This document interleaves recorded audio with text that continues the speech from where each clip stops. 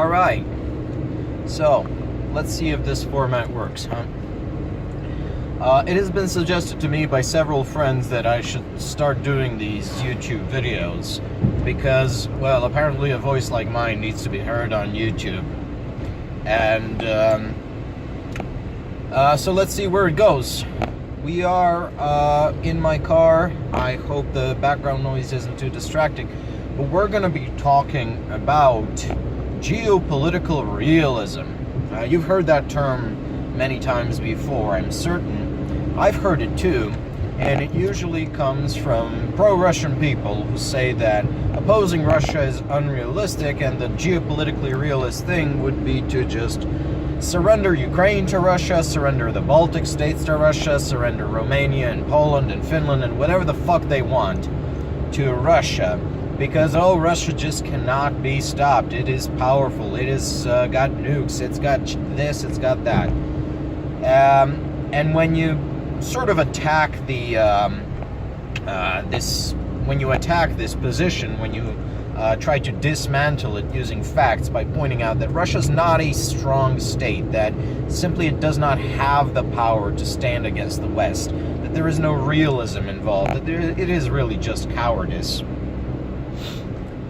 People will start bringing up John Mearsheimer and the realist school of geopolitics. And people have said to me, oh no, you believe these stupid things because you have not read Mearsheimer. If you had read Mearsheimer, you would also be supporting the Antifa dictatorship, which is Russia, because, well, that is just realism, isn't it? So I took time out of my busy day, not to read Mearsheimer, because life is just too short for that, but to watch a couple of his lectures on YouTube. And I was, this was all the way back in 2022, and I was not impressed. You know why I wasn't impressed? Because it was none of the things he was saying were new to me. I had already known them from one source, and that is George Hartford Mackinder's, or maybe he has a different name. I know his middle name is Hartford Mackinder. Mackinder's relatively brief for the time essay, The Geographical Pivot of History. It's an essay written all the way back in the beginning of the 20th century, so before the Great War, where Mackinder describes Eastern Europe and the steppe lands as a geographical pivot of history. What does that mean? It means that basically European history is driven by happenings in this region. That's his position. So he says that the fall of Rome was precipitated by the movement of the Huns through this region. The establishment of Austria was precipitated by the movement of the Cumans. That's their actual name. The rise of Hungary was precipitated by the movement of the Magyars. The relative greater wealth of Western Europe to Eastern Europe was precipitated by the movement of the Mongols, the fall of the Rus, and the rise of Muscovy as a state, displacing Kiev as the foremost of the Rus principalities, was driven by the Mongols. And Mackinder makes a very solid argument that whatever happens, the gateway to the Horde lands will always have a major player, regardless of who that player is, right?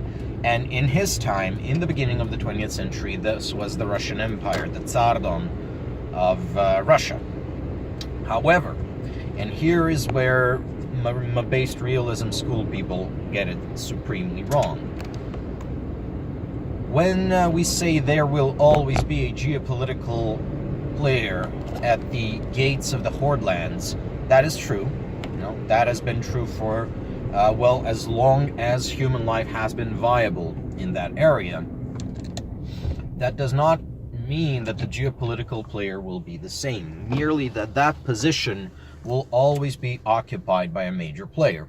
We could make the same argument about the what we now call the Turkish Straits, which are Bosphorus and the Dardanelles, right? The straits between the Black Sea and the Aegean Sea, which allow naval power to be projected deep within the Eurasian landmass through not only the Black Sea, but also the Dniester, Don, Dnieper, and through portage with Don, the Volga River systems, and thus penetrate deep into the Caspian, right? So that's how you link Greece and Iran, for example, by sea, with before Suez. That's how our ancestors did it. That's what made the Rus very wealthy, and some of the Tatars as well. So there's always going to be a player there, but it's not necessarily true that that player will always be the same entity, right?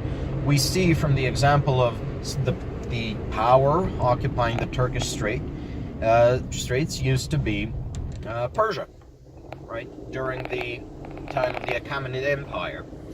And after that, it was a little of touch and go between Antigonid Macedon and the League of Greek City-States, and then it was Rome, and then it was Eastern Rome, sometimes known as Byzantium, right?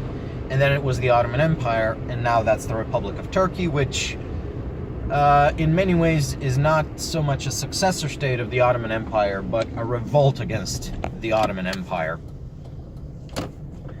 So, I mean, we can get into that some other time.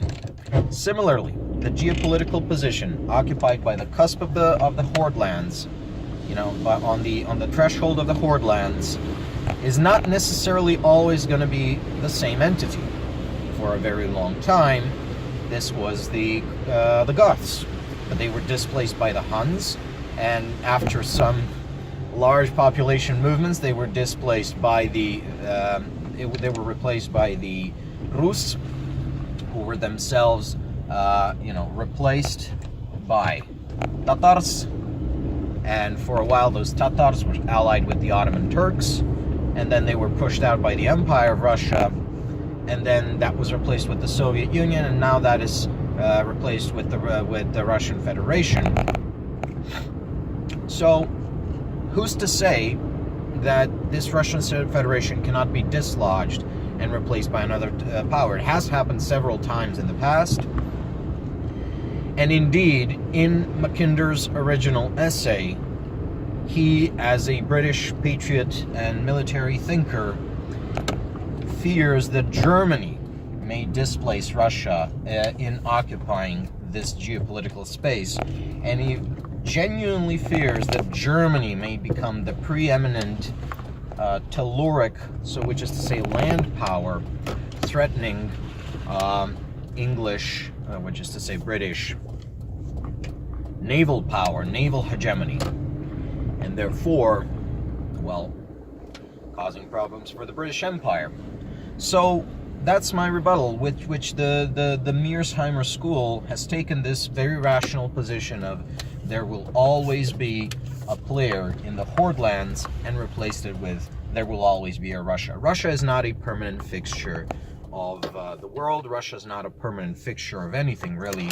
It is just as impermanent as every other state on the planet. Countries die, states die, regimes crumble, but what will remain in history is the cowardice of men who, when Europe was attacked by Asia, sided with Asia. And with that, let's bring this little conversation to a close because, well, I got no more road to drive.